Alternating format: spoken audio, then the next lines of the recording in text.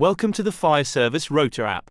In this video, we'll show you how to make an absence request. First, from the main page, look at the top of the screen for the calendar view of the current week. You can drop down to see the entire month. Choose the day you need and select the blue checkmark.